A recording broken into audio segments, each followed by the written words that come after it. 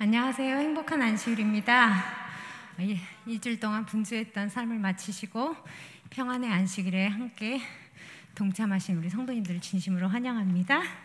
시작하는 준비 찬미 121장 하시겠습니다.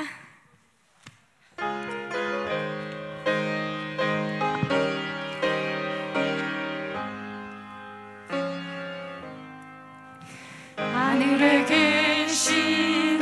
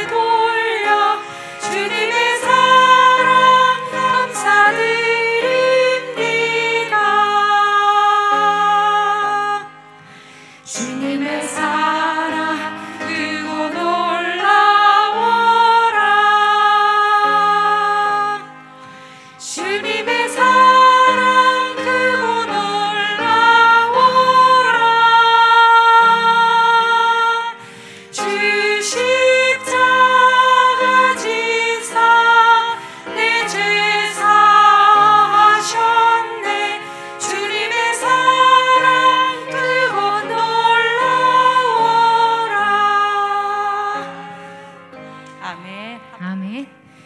178장 찬바람 부는 갈바리산 찬양하시겠습니다.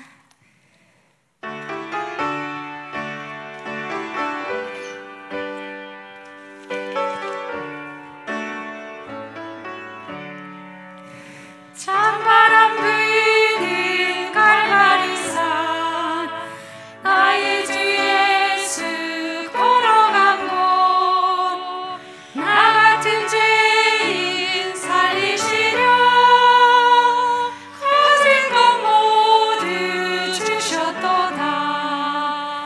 오 사랑하는 귀하신 주님 오늘도 험한 저 갈바리에 못 박혀 피를 흘려주시니 내가 참 생명 얻는도다. 마지막 숨을 거두실 때 죽을 날 위해 기도한 말 오 아버지여 저들의 죄 다 용서하여 주옵소서. 오 사랑하는 귀하신 주님 오늘도 험한 저 갈바리에 못 박혀 피를 흘려주시니 내가 참 생명 얻는도다. 간주하고 3절 하시겠습니다.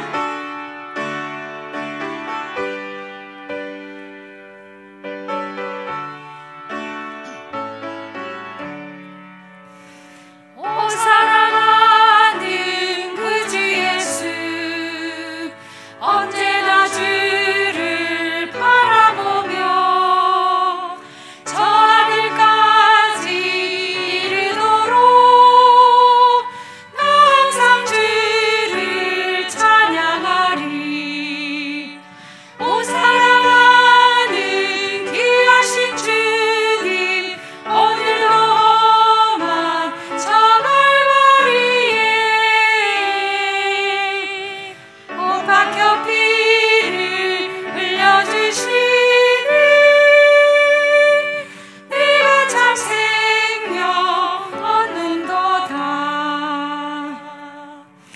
2절 가사가 참 마음에 찡하게 와닿습니다. 마지막 숨을 거두실 때 죽을 날 위해 기도한 말 오 아버지여 저들의 죄 다 용서하여 주옵소서. 이 찬양의 가사를 한 번 더 생각하시면서 2절 3절 부르시겠습니다.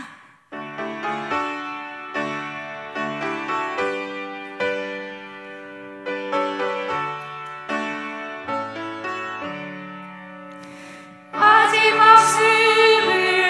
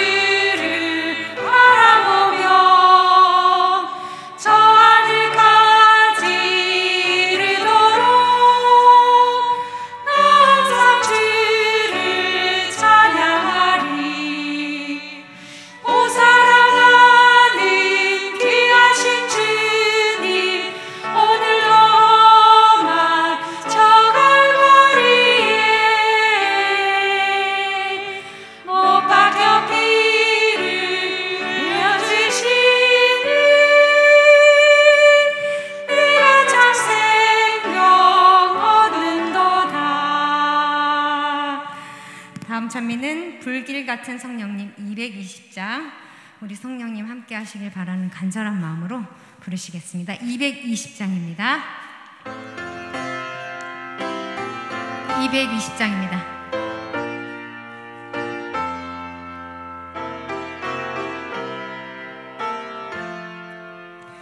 불길 같은 성령님 우리 중에 오셔서 주의 영광 보도록 눈을 밝혀주소서. 주의 성령 임하사 우리 모든 소원을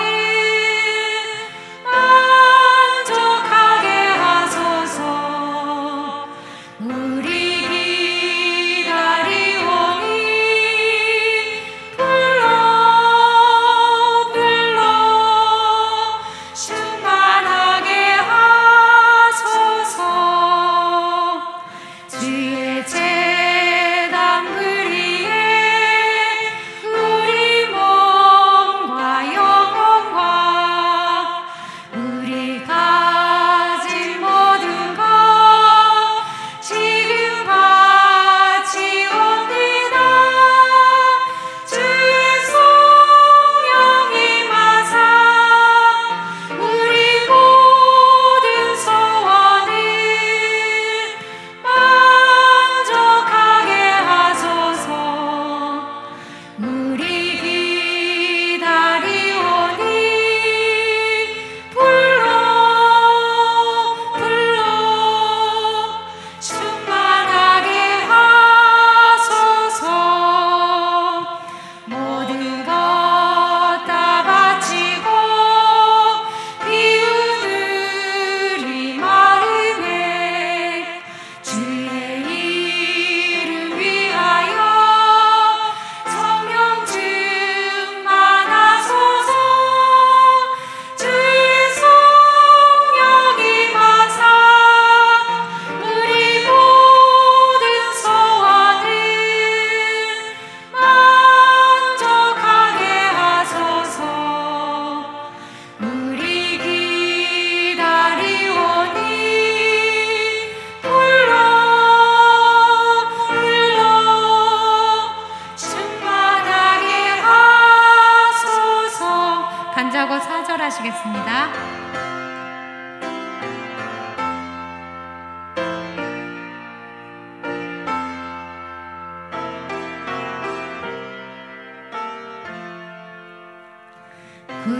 구속하신 주께서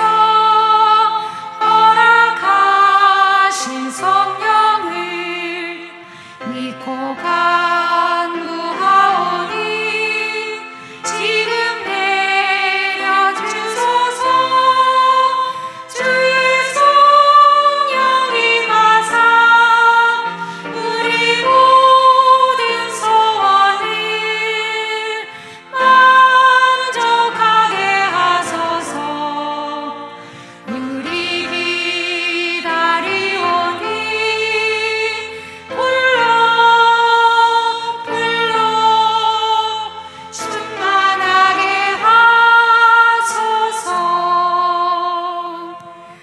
303장 갈 길을 밝히 보시니 찬양하시겠습니다. 303장입니다.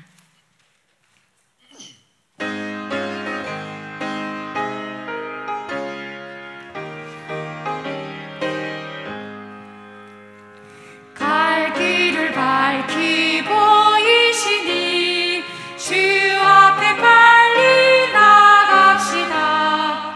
우리를 사랑하시는 주 곧 오라 하시네. 죄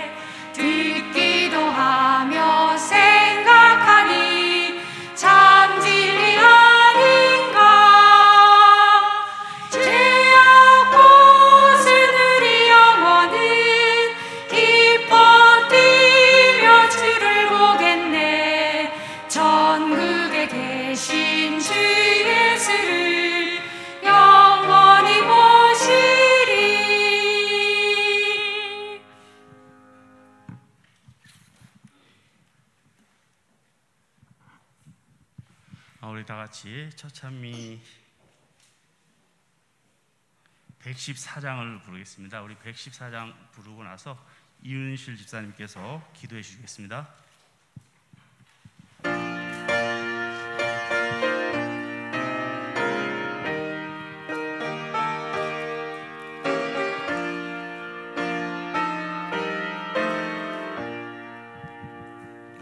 저녁일 모래 신비한 광경 떠일 줄의 아름다움 그런 모든 것보다 더 놀라운 것 주님 날 사랑하시는 것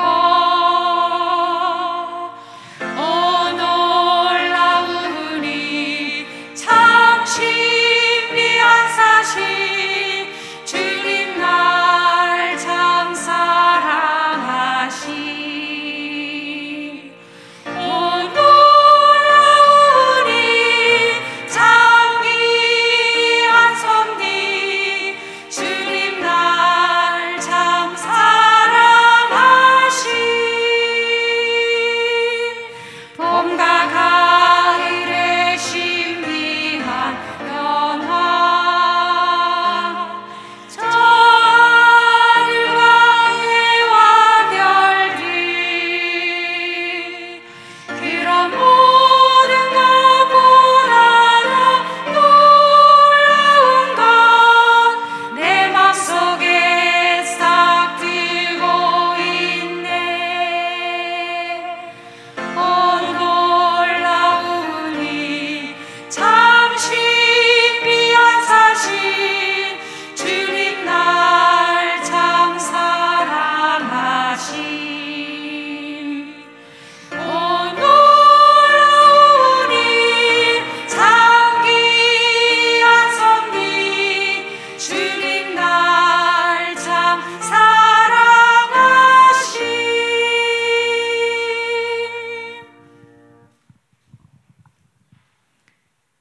하늘에 계신 우리 아버지, 한 주일도 목자 되신 우리 주님께서 선한 길로 인도하여 주셨사오니 감사합니다. 안식일이 시작되는 이 시간에 우리의 모든 일상을 멈추고 만물을 창조하신 하나님을 기억하고 찬양하게 하시오니 또한 감사합니다. 몸과 마음이 아프고 상한 자들, 사람에게 말할 수 없는 삶의 문제들을 그대로 가지고 아버지께로 나왔습니다. 모든 것 주께 의탁하오니 주께서 주시는 평안과 힘으로 온전히 하나님께 예배하는 우리가 되게 하여 주시옵소서. 세상에 빛과 소금 되기 위하여 우리 교회가 무엇을 해야 할지 가르쳐 주시고 예수님의 사랑과 희생이 우리 모두의 품성이 되도록 이끌어 주시옵소서. 이 시간 교과의 말씀을 가르치는 문 목사님께 성령 하나님의 능히 임하여 주시옵소서. 말씀 하나하나가 각 영혼에게 샘물이 되게 하시고 그 약속의 말씀을 굳게 붙잡고 소망 가운데 살게 하여 주시옵소서. 예수님의 이름으로 간절히 기도드립니다. 아멘.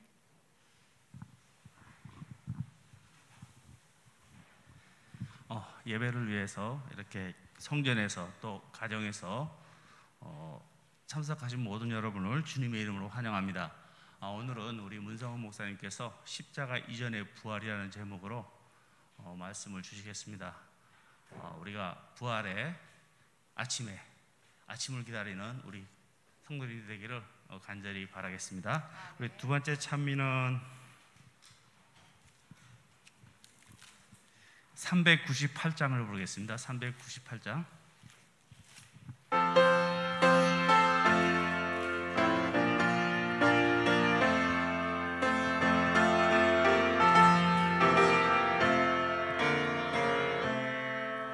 저 가나안 땅 복된 성에 들어가려고 내 무거운 짐 벗어버렸네. 죄 중에 다시 방황할 일 전혀 없으며 저 생명 시냇가에 살겠네.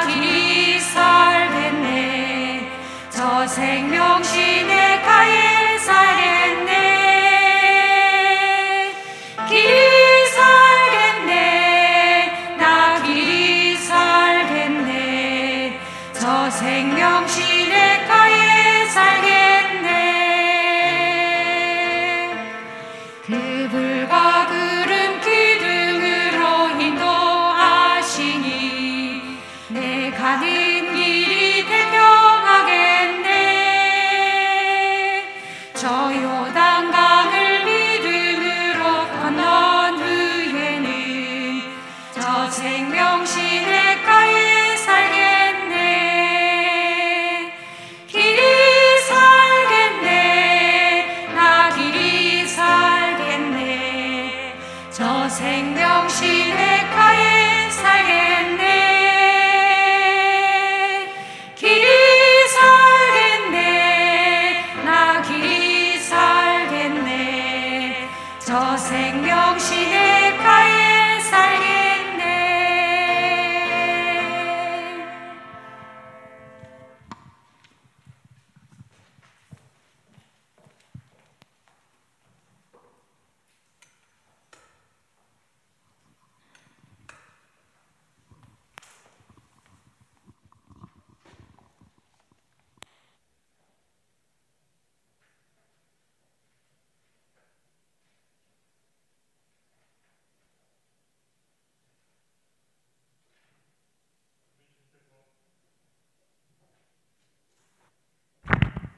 네, 우리 주님께 사랑하시는 도평교회 성도 여러분 안녕하십니까?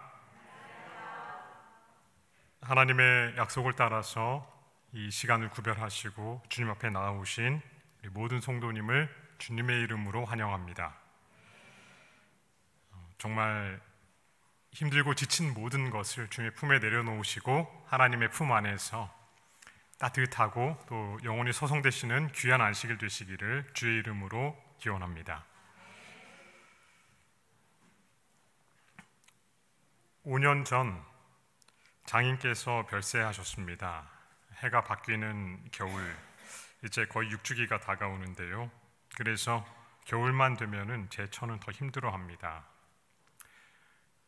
여러분들도 유독 힘든 기간이 있으시죠? 또 사랑하는 가족이나 친구를 잃은 뒤 여러분에게 가장 위로가 되는 말씀은 또 말은 무엇이었습니까? 우리는 이번 기 교과를 통해서 죽음이 왜 이르러 왔는지를 살펴보았습니다. 죄가 무엇인지, 그것이 우리에게 이르게 한 이 사망과 고통이 이르게 한 죄가 무엇인지, 그리고 죄가 가져온 고통스러운 결과들, 그리고 태초부터 거짓말을 한 사탄, 너희가 결코 죽지 아니하리라, 이 말이 어떻게 오늘까지 교묘히 이어지고 있는지를 보았습니다. 영혼불멸설은 인간의 본질과 상태를 왜곡하고 하나님의 약속을 희미하게 만들어버리는 것입니다. 그래서 인간의 본질과 사후 상태에 대해서 우리는 성경을 통해서 분명히 다루었습니다. 우리가 죽게 되면 모든 생각, 계획, 감정 어떻게 돼요? 모든 게 멈추고 흙으로 돌아가는 것입니다. 거기에는 계획도 기억도 감정도 아무것도 없고 하나님을 찬양할 수도 없습니다. 성경은 몸을 떠나 존재하는 영혼에 대해서 가르치지 않고 몸과 영 혹은 몸과 혼과 영이 전인적으로 존재함을, 그래서 산 사람의 대명사로 영혼이라는 표현을 쓰고 있는 것을 확인했습니다. 우리도 그렇죠. 그 영혼 구원받았으면 좋겠다. 우리 사실 재림교회는 성경적으로 그 말을 쓰는 것 같아요. 우리가 그 전 존재를 그냥 영혼이라고 우리가 표현하고 있습니다. 범죄하는 그 영혼이 죽을지라. 그러나 동시에 태초부터 하나님께서는 죄가 가져온 사망의 세력을 멸하시고 죄의 값을 치르시고 우리에게 영원한 생명 주실 것에 대한 약속을 주셨습니다. 우리는 지난 과에서 구약의 위대한 믿음의 사람들이 그 약속을 어떻게 고통 중에도 이해하고 있었는지 욥과 고라 자손, 다윗, 그리고 이사야를 통해서 살펴보았습니다. 육체 안에서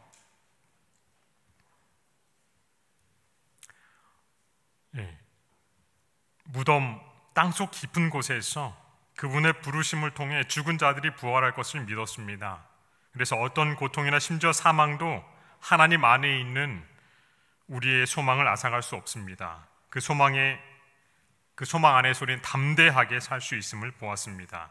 이번 주 교과에서는요, 하나님의 약속이 마지막 날 이루어질 것이다. 물론 그렇게 믿지만 이거 얼마나 실제적인 것인지 마지막 날 주실 부활뿐만 아니라 그 신뢰, 즉 약속의 이그젬플이라고 하죠. 이것을 살펴볼 것입니다. 십자가 이전에 몇 번의 사건을 살피도록 하고 있습니까? 6번.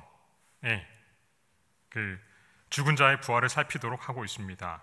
구약에서 세 사람, 그리고 예수님께서 이 땅에 계시면서 살리신 세 사람,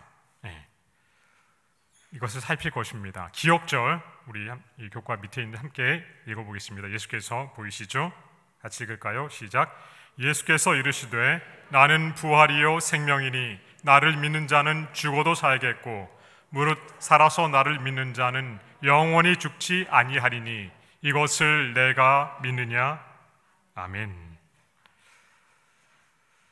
혹시 질문이 있으실까 봐 미리 이 부분은 하겠습니다. 구약에 보면은 열왕기하 13장 21절에 우리 엘리사의 뼈에 시체가 닿아서 곧 회생하는 사건이나 예수께서 부활하시고 무덤에서 자던 많은 성도들이 부활해서 전리품으로서 하늘로 데려가신 사건은 열외로 하고 다루도록 하겠습니다.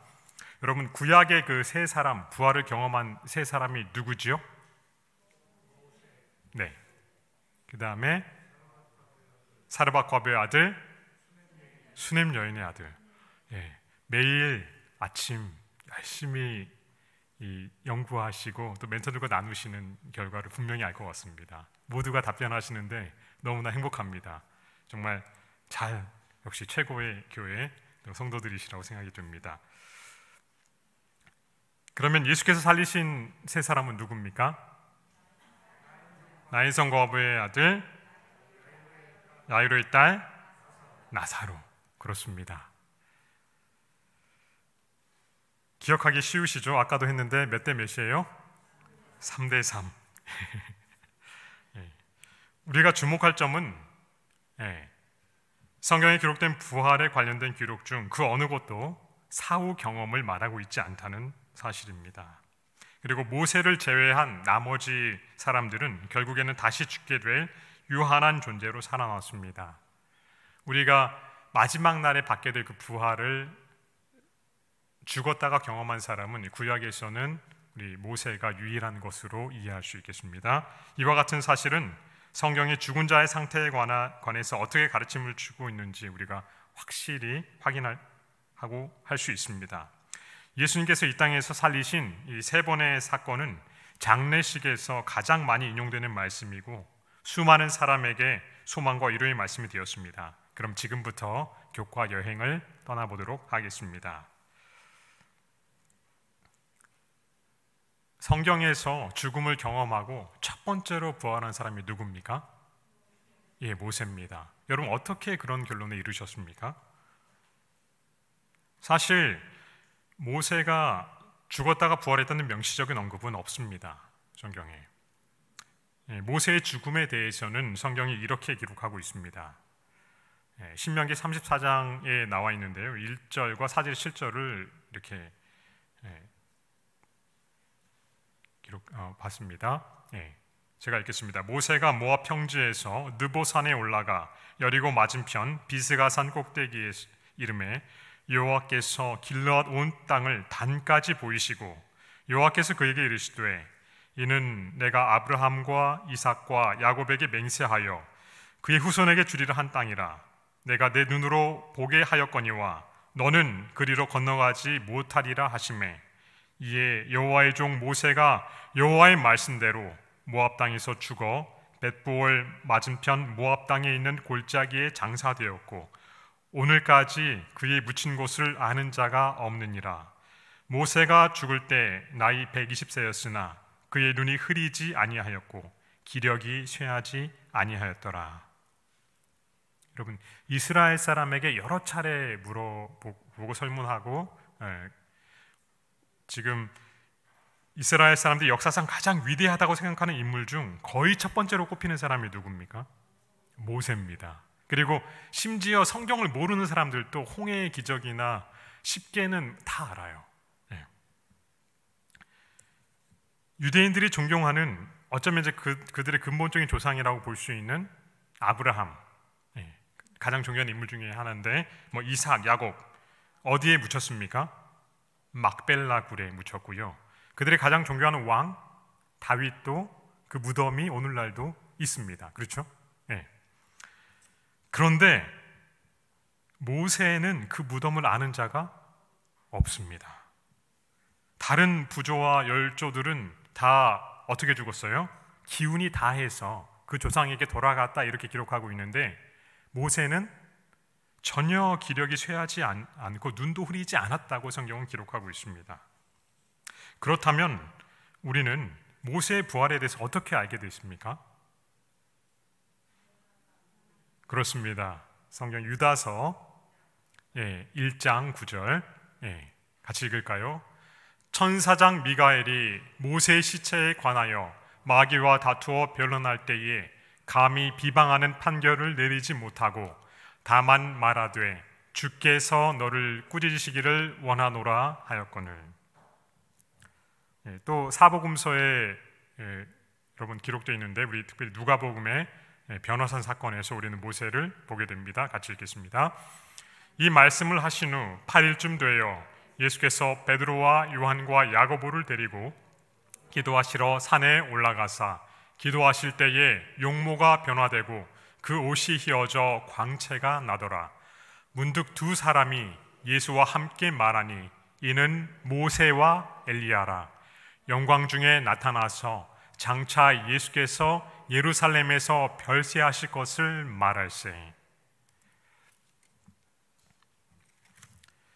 십자가를 앞두시고 변화산에서 예수께서 모세와 엘리야와 말씀하십니다. 모세의 부활에 관한 가장 분명한 증거가 여기서 발견됩니다. 모세는 사실 거의 대명사로도 여겨지는데 뭐의 대명사입니까? 율법. 엘리야는 선지자의 대명사입니다. 율법과 선지자 하면 구약 성경 전체의 대명사이기도 하고요. 누구를 가리키는 것입니까? 이 성경을 가리키는 것이고 그 성경은 누구에 대해 증거하는 것입니까? 예수에 대하여 증거하는 것입니다. 예수께서 이제 태초부터 약속하신 그 일을 이루시기 바로 직전에 구약 전체가 증거하는 그들에게 그 별세에 앞두고 얘기하시는데 모세 그리고 엘리야를 만나십니다. 여기서 모세는 또한 죽었다가 부활한 성도들을 대표하고요, 엘리야는 죽음을 맛보지 않고 살아서 그분을 맞이할 성도를 대표하는 자로 그 자리에 서 있는 것입니다. 예수님의 형제 유다가 유다서를 기록했는데 그것은 요한복음은 물론 모든 복음서보다도 일찍 기록된 편지서보다 먼저 기록된 것으로 여겨집니다. AD 한 60년경 전으로 기록된 것으로 여겨지고요. 요한복음 같은 경우는 거의 100년이 다 돼서 가장 마지막 기록된 책이거든요. 이렇게 일찍 기록된 책에 유다서 1장 9절에 모세가 죽은 후에 미가엘, 즉 그리스도께서 사탄과 그의 육체, 그의 시체에 관하여 변론하신 일을 기록하고 있습니다. 이것은 몸의 부활을 말하는 성경의 가르침을 명확하게 확인시켜주고 있습니다. 그리고 부조와 선지자는 다음과 같이 기록하고 있습니다. 교과에도 그대로 나타나 있는데요. 그리스도께서 친히 모세를 장사한 천사들과 함께 잠자는 성도 모세를 불러내시기 위해 하늘에서 내려오셨다. 그리스도께서 처음으로 죽은 자에게 생명을 주시려고 하셨다. 생명의 왕과 빛나는 천사들이 그의 무덤에 접근할 때에 사단은 자기의 주권을 빼앗길까 봐 염려하였다. 그리스도께서는 사단으로 더불어 언쟁하려고 하지 않으셨다. 그러나 그리스도께서는 이 모든 것을 당신의 아버지께 의탁하고 주께서 너를 꾸짖으시기를 원하노라고 말씀하셨다. 부활은 영원히 확실하게 되었다. 사탄은 그의 먹이를 빼앗겼고 죽은 의인은 다시 살 것이었다. 아멘.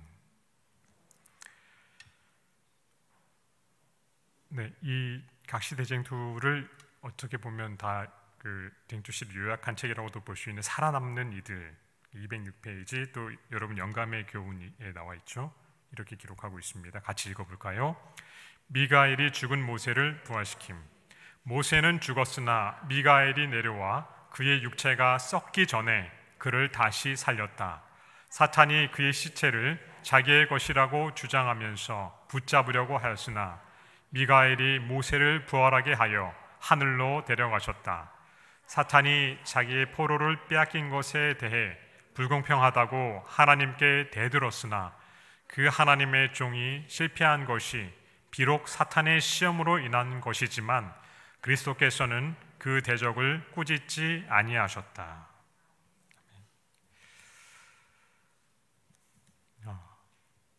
우리가 이 모세가 실수한 부분에 대해서 깊은 이해를 가지고 계신 분도 있고 또 표면적인 이해만 가지신 분은 그 불평하고 그 40년 동안 힘들게 한 그를 정말 예수님의 품성처럼 온유하게까지 견디다가 나중에 참지 못하고 반석을 2번 쳤다고 어떻게 가나안에 못 들어가게 할 수 있는가, 이렇게 또 이해하시는 분들도 있어요. 물론 우리가 더 깊은 이해가 있으신 분들은 아시겠지만, 그런데 역으로 이렇게 생각해 봅니다. 그렇게 위대한 믿음의 사람도 그곳에 한 번의 실수로 들어가지 못했다 한다면 하물며 우리겠습니까? 그러니까 부활과 영생에 들어가는, 하늘에 들어가는 것은 결코 누구의 노력으로 되는 게 아니에요. 우리의 노력으로 되는 게 아닙니다. 그렇게 보면은 아무도 들어갈 자격이 없겠죠. 전적으로 하나님의 은혜, 그리스도의 온 우주를 주고도 갚을 만한 놀라운 값을 치르시고 그분의 은혜로 우리는 하늘에 들어가게 되고 부활을 경험하게 되는 것입니다. 근데 모세가 가나안에 들어가는 게 허락되지 않았지만은 어디로 바로 들어갔어요? 하늘 가나안으로 바로 들어가게 됐습니다. 성경절 에베소 3장 20절에는 우리 가운데서 역사하시는 능력대로 우리의 온갖 구하는 것이나 생각하는 것에 더 넘치도록 능히 하실 이에게. 하나님은 이런 분이십니다. 우리가 생각하는 것보다 무한히 더 좋은 것으로 주시는 분이시기에 아직 왜 우리가 그토록 사랑하는 분이 갑자기 우리 곁을 떠났는지 혹은 이해할 수 없는 것들이 많이 있을 때 그분께서 우리를 가장 좋은 길로 인도하신 분이심을 온전히 신뢰하시는 여러분과 제가 되기를 간절히 바랍니다. 나머지 이제 하나 살폈고요. 구약에서의 2가지 사례를 살펴보도록 하겠는데요. 히브리서 11장 35절에서 바울은 이렇게 표현하고 있습니다. 같이 읽겠습니다. 여자들은 자기의 죽은 자들을 부활로 받아들이기도 하며 또 어떤 이들은 더 좋은 부활을 얻고자 하여 심한 고문을 받되 구차히 풀려나기를 원하지 아니하였으며. 바울이 여기서 언급한 부활 사건에 구약의 2가지 부활 사건을 언급하고 있는데 누구라고 볼 수 있습니까?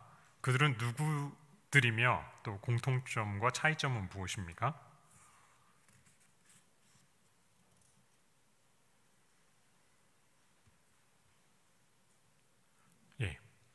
사르밧 과부와 수넴 여인인데요. 공통점은 여성들이고요. 유일한 아들을 잃었다는 공통점이 있고요. 자녀들의 부활을 경험했다는 공통점이 있습니다. 반면에 민족이 다릅니다. 시돈에 속한 사르밧 이방이고요. 수넴은 이스라엘에 속해 있죠. 국적이 다르고 시대가 다릅니다. 사르밧 과부는 엘리야, 그 다음에 수넴 여인은 엘리사. 그리고 한 분은 남편이 없었죠. 이미 사별한 뒤였고, 수넴 여인은 남편이 있는 상황이 달랐습니다. 2 사건 중에 첫 번째 사건은 열왕기상 17장 8절에서 24절에 기록되어 있습니다. 엘리야 시대에 배도가 너무 극해서 3년 반 동안이나 비가 내리지 않고 하나님께서는 이스라엘 밖에 있는, 그것도 이세벨의 고향 도시인 시돈에 속한 사르밧이라는 동네에 한 과부에게 보내십니다.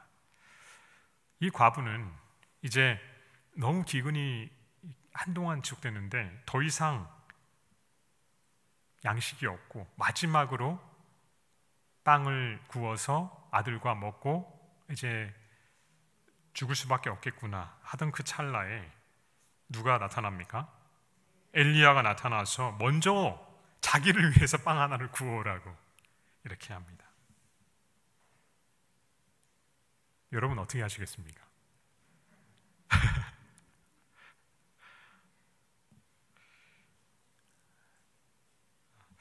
참 보통 사람은 아닌 것 같습니다. 보통 믿음의 사람은 아닌 것 같습니다. 그리고 하나님의 말씀과 같이 그 밀가루와 기름이 기근이 마치는 순간까지 떨어지지 않는 기적을 경험합니다. 사실 그들이 살아있고 매 끼니를 먹는 것 자체가 기적이었죠.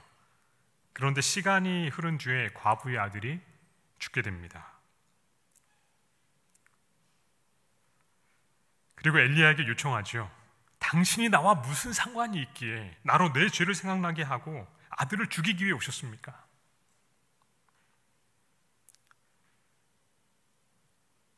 엘리야는 하나님 앞에 간절히 기도하고 그 아이 위에 3번을 엎드렸다, 이렇게 성경은 기록하고 있습니다. 그리고 열왕기상 7장 22절에 여호와께서 엘리야의 소리를 들으심으로 그 아이의 혼이 몸으로 돌아오고 살아난지라. 한글 번역으로 읽을 때는 영혼이 돌아온 것처럼 오해할 수 있지만 원래 쓰여진 원어 성경이 네페시, 이것은 호흡, 숨, 생명 등으로 번역할 수 있고요.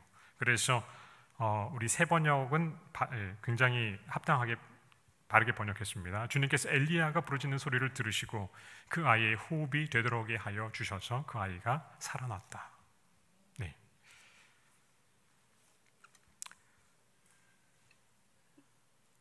두 번째, 이 수넴 여인 잘 아시죠? 엘리사 시대에 수넴에 사는 귀부인이었어요. 하나님의 종을 극진히 대접하고 혹시 피곤할까 가는 길에 좀 멀리 가니까 거기서 쉴 수 있는 공간을 따로 만들어 드렸습니다. 그래서 이 위에 층을 올려서 이 방과 침대 그리고 이렇게 잘 묵으실 수 있도록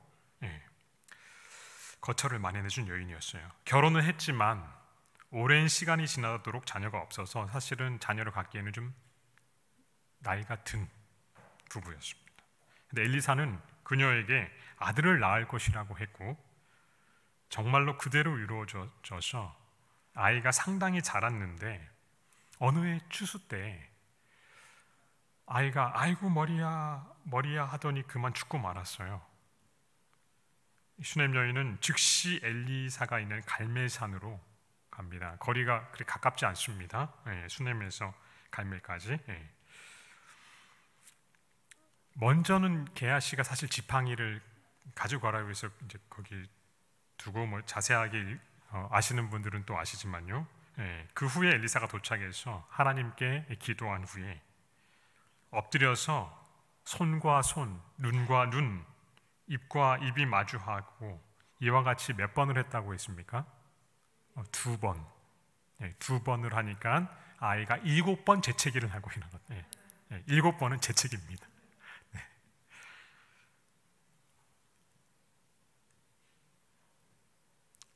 저는 그런데 이 월요일 교과에서 특별히 믿음에 주목해 보기를 원합니다.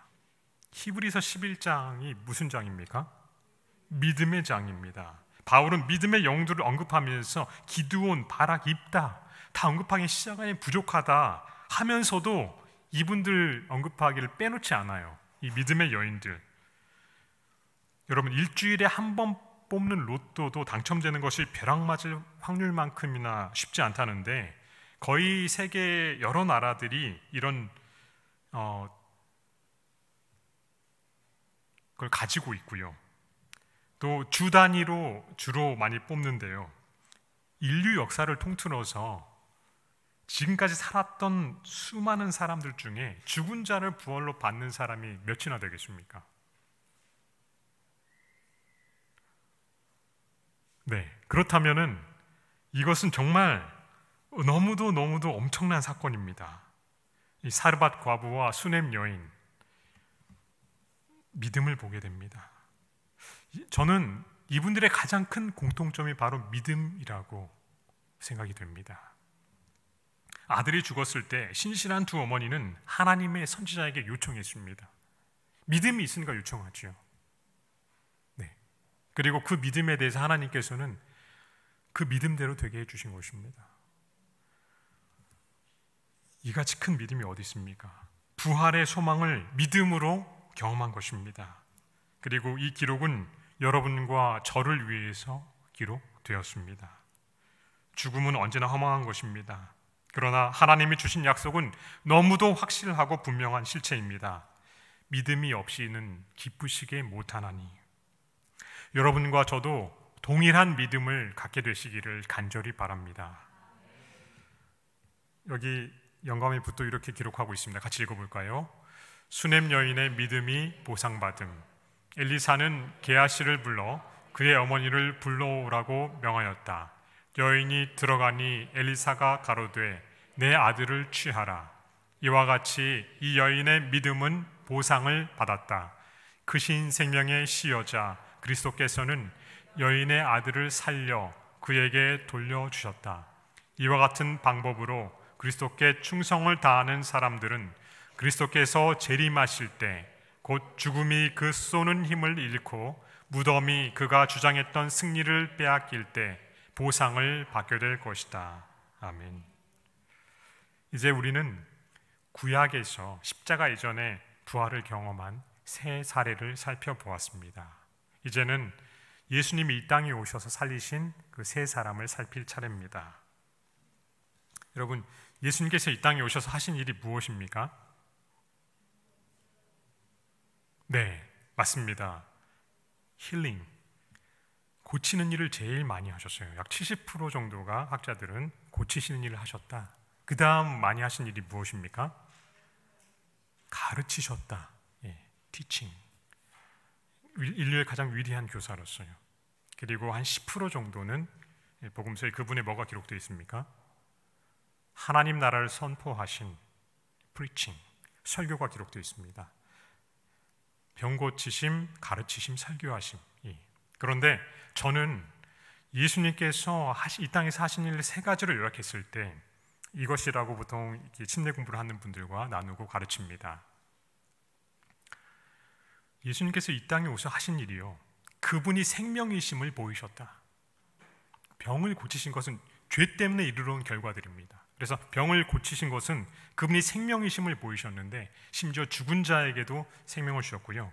내가 곧 생명이라고 하셨어요. 내가 곧 길이요 진리요 생명이니. 그리고 또 뭐라고 하셨습니까? 나는 부활이요 생명이니. 그러니까 내가 곧 생명이다. 이 말씀은 무슨 말이냐면 그분이 하나님이심을 나타내신 것입니다. 스스로 존재하고 빌려오지 않은 생명을 가진 분은 누구뿐입니까? 야훼. I am that I am. 스스로 있는 자라고 하신 하나님뿐입니다. 그러므로 본인이 생명이라고 하신 것은 그분이 하나님이시라는 것 직접적으로 증명하시고 나타내신 것입니다. 두 번째로 그분은 아직 내 때가 이르지 못했다고 계속 하시면서 하나님이 영광 받으시는 때, 그분의 때가 무엇입니까? 십자가를 늘 가리켰어요. 약속하신 대로, 태초부터 약속하신 대로 죄값을 갚으시고 영생을 선물로 주셨어요. 예수님께서는 그래서 모든 죽은 자를 잠잔다 하셨는데 왜 그렇습니까? 죄가 요구하는 모든 값을요, 하나님이신 당신의 넉넉한 값으로 아담 이후로 예수님 다시 오실 때까지, 아니 그런 수억만 것 더 많은 인류나 어떤 피조물이라도 다 갚을 만큼 너무도 넉넉한 값을 치르셨기 때문에 모든 사람은 반드시 어떨 권리가 있어요? 다시 살아날 권리가 있습니다. 그분을 영접했든지 아니든지 너무 넉넉하게 치러졌어요. 그래서 그분을 영접하고 그분의 선물을 받은 사람은 생명의 부활, 첫째 부활로 나오고요. 그래서 거절한 사람은 심판의 부활, 둘째 부활로 나오지만 본인이 스스로 존재하지 못한다는 것을 드러내 보이고 소멸하고 없어지게 될 것입니다. 그러므로 이 땅에 오신 두 번째 목적은 약속대로 죄값을 갚으시고 영생을 선물로 주셨고요. 마지막으로 이 땅에 오셔서 그분의 세 번째 일은 영접하는 자를 그분의 자녀, 양자 삼으시고 하늘의 상속자로 세우셨습니다. 한 이틀 전인가요? 10년 만에 삼성전자, 삼성그룹의 부회장에서 회장으로 되신 분이 있죠. 아버지가 돌아가신 지 조금 돼서 승리하셨지만 상속자죠. 그 정도가 아닙니다. 그런 시시한 기업 정도가 아닙니다. 그걸로 뭐 사겠습니까? 전 세계에서 10손가락 안에 못 드는 기업인데요. 이 지구도 시시할 정도로 우리는 뭐를요? 별들과 온 우주, 하늘을 상속할 사람으로 삼으셨다는 것입니다. 감격적이지 않으십니까? 실감이 안 나시지만 여러분께서 구원받으시면은 우리가 받은 그 위치가 예수께서 오셔서 이루신 일이 얼마나 위대한 일인지를 깨닫게 되실 것입니다. 그런데 이제 그 중에 가장 확실한 그분이 생명이심을 보인 이 세 사건 중에 첫 번째, 나인성 과부.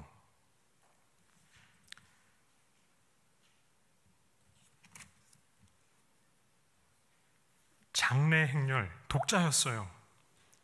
이 발인의 행렬이 온성 사람들이 슬퍼하면서 따라 나오는 행렬이 예수님 마주오는 이 행렬에 의해서 멈추었습니다. 그리고는 예수님으로 인해서 그 관에 있던 청년이 살아납니다. 그리고 장래 행렬은 멈추고 기쁨의 행렬로 방향을 180도 바꾸어서 가게 됐습니다. 여러분, 구약의 부활 기록과 나인성 사건의 차이점은 무엇입니까?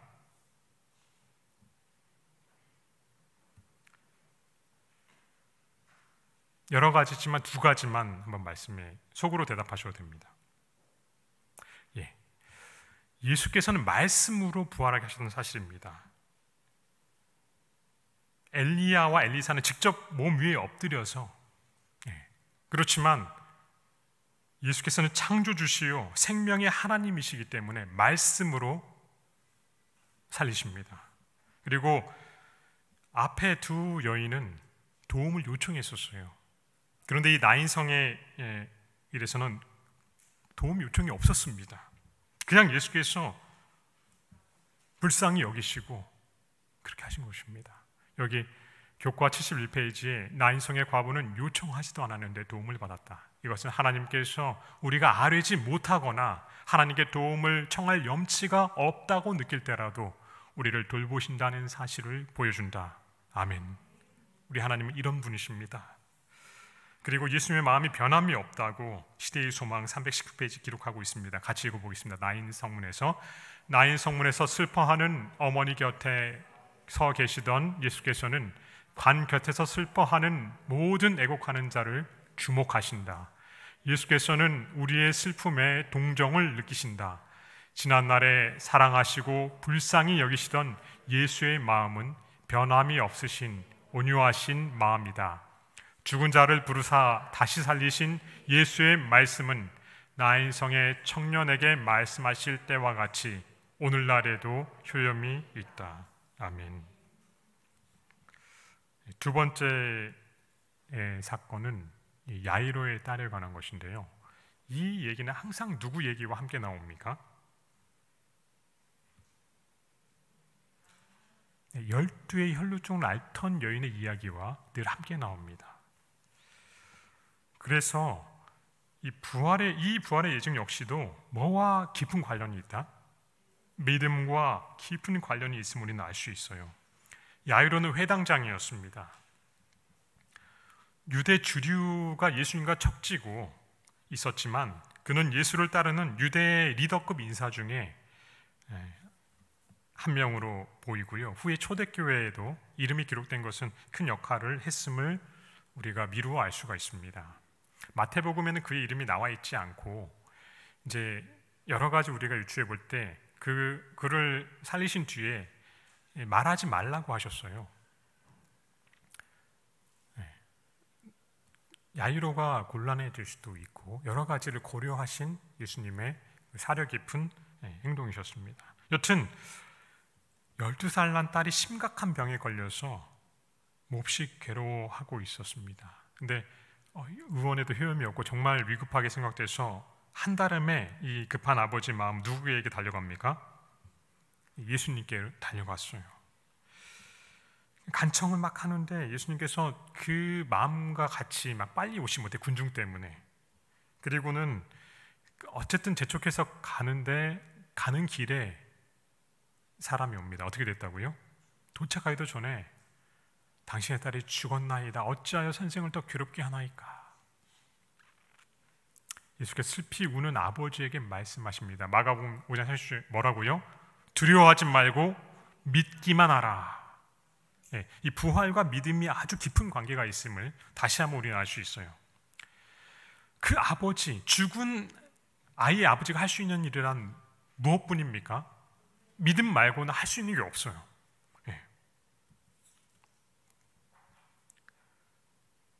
예수께서는 죽음을 잠으로 묘사하셨어요. 계속해서 교과는 이렇게 기록하고 있습니다. 너희가 어찌하여 떠들며 우느냐? 이 아이가 죽은 것이 아니라 잔다 하시니 그들이 예수를 비웃었다. 왜냐하면 그들은 야이로의 딸이 죽었음을 알고 있었고 예수님의 말씀의 뜻을 이해하지 못했기 때문이다. 죽음을 잠으로 상징한 위로가 넘치는 은유는 그리스도가 즐겨 사용하였다. 죽음은 잠이다. 그러나 그것은 오직 위대한 생명의 시효자만이 깨울 수 있는 잠이다. 그분만이 무덤의 열쇠를 가지고 있기 때문이다. 아멘.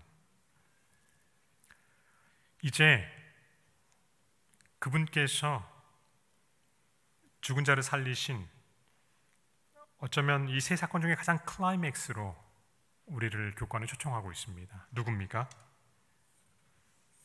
당신께서 생명의 주인이심을 가장 확실히 하나님심을 보이신 나사로의 사건으로 우리를 초청하는데, 예수님께서 요청을 받으셨어요. 그런데 일부러 지체하십니다. 에논이라고 한, 사실 유태인들에게 이제 굉장히 이 배경을 보시면은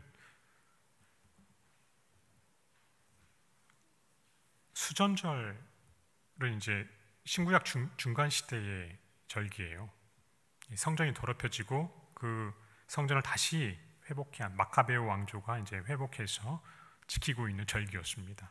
예수님 십자가 전의 마지막 절기인데, 사실 이 사건이 그분을 가장 큰 증오와 십자가로 몰아갈, 왜냐하면 부활을 부정하는 사람들이 누굽니까?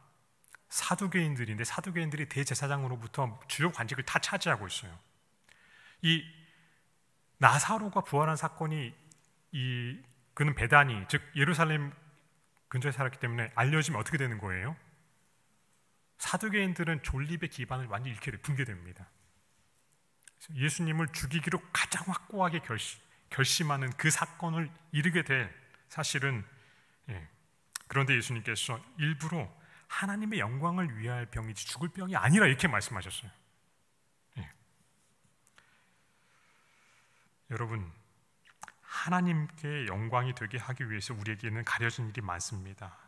너무도 고통스러운 일이 닥칠 때 우리 믿음이 실망과 분노로 변할 수 있습니다. 예수님의 무릎 아래서 그토록 말씀 듣기를 좋아했던 마리아도 예수님 오셨다 해서 일어나지도 않았어요. 너무 예수님 실망스럽고 미운 마음이 들었어요. 죽기 전에 치료해 주셨다면 얼마나 좋을까. 물론 마지막 날에 다시 살리시겠지만, 여러분, 혹시 내가 이해하지 못할 일을 하나님 허락하셨을 때 이 사건을 한번 곰곰이 생각해 보시기 바랍니다. 여기서도 예수께서는 죽음을 뭐라고 하십니까? 잠이라고 하셔요. 그러나 오해하는 제자들로 인해서 그가 죽었느니라고도 분명히 말씀하셨어요.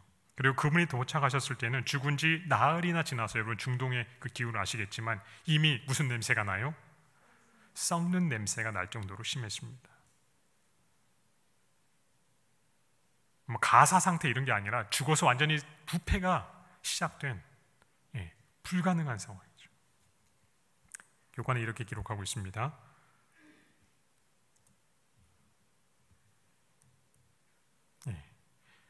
예수님께서 마르다에게 내 오라비가 다시 살리라고 말씀하셨을 때 그녀는 최종적인 부활에 관한 그녀의 믿음을 재확인했다.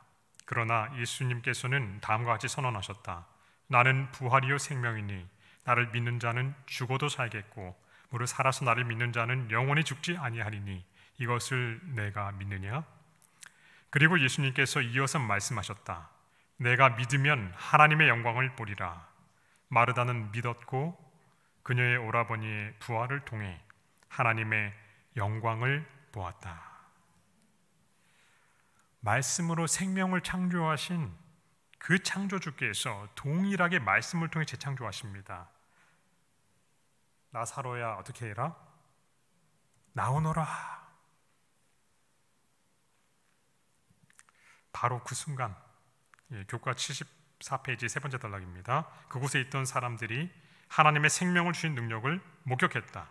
그 능력은 세상을 존재케 했던 능력이었으며 마지막 때 부활을 통해 죽은 자들을 다시 살려낼 바로 그 능력이었다. 아멘. 아쉽게도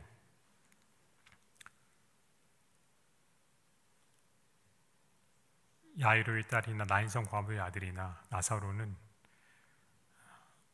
부활을 경험했지만 다시 죽고 말았어요. 그렇지만 예수님께서 십자가에서 무덤에서 부활하셨을 때 자던 성도 중에 일어난 그들은 죽지 않을 불멸의 몸으로 주님과 함께 하늘로 갔습니다. 시대소망 786페이지 기록하고 있는데 같이 읽어볼까요? 당신의 봉사 시작. 당신의 봉사 기간 동안 예수께서는 죽은 자를 살리셨다. 그분은 나인성 과부의 아들 관원의 딸과 나사로를 살리셨다. 그러나 그들은 불멸의 옷을 입지 못했다. 살아난 후에도 그들은 역시 죽음에 정복당했다. 그러나 그리스도께서 부활하실 때 무덤에서 나온 자들은 영생으로 일으킴을 받았다. 그들은 죽음과 무덤을 이기신 그리스도의 전승 기념으로 그분과 함께 승천하였다. 아멘. 이번 주 교과의 핵심은 이것입니다. 예수께서 생명이시며 말씀으로 세상을 창조하셨고 우리를 죽은 자 가운데서 말씀으로 재창조할 수 있는 창조주시다. 그리고 두 번째 핵심은 이것입니다. 부활은 믿는 자에게 주어지는 선물이다. 마르다에게도 말씀하셨습니다. 이것을 내가 믿느냐. 십자가 이전이나 이후 모든 부활 사건 믿음과 관련이 있습니다. 그리스도에게는 최초부터 있고 빌려오지 않고 다른 곳에서 파생되지 않은 생명이 있다. 아들이 있는 자에게는 생명이 있다. 그리스도의 신성은 믿는 자에게 영생에 대한 보증이다. 예수께서는 나를 믿는 자는 죽어도 살겠고 무릇 살아서 나를 믿는 자는 영원히 죽지 아니하리니 이것을 내가 믿느냐고 말씀하셨다. 이번 과를 공부하시면서 믿음에 대해서 깊이 생각하셨다면 교과를 제대로 저자가 쓴 의도대로 잘 보신 것 같습니다. 비스가산 위에 그 꼭대기에서 약속의 땅을 바라본 모세도 사르밧 과부도 수넴 여인도 그리고 마르다와 마리아도 회당장 야이로도 믿음으로 약속하신 부활을 선물로 받았습니다. 하나님의 약속은 확실합니다. 오늘 내가 그 약속을 선물로 받을 믿음이 있는지 확증하시는 귀한 안식의 밤이 되시기를 바랍니다. 이